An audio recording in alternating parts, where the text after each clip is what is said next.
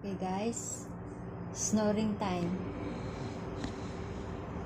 This is Martha sleeping with a loud snore. O, dali, mag-snore ka na. Papitok-pitok na naman yung mata mo, ha? Snore ka na, dali.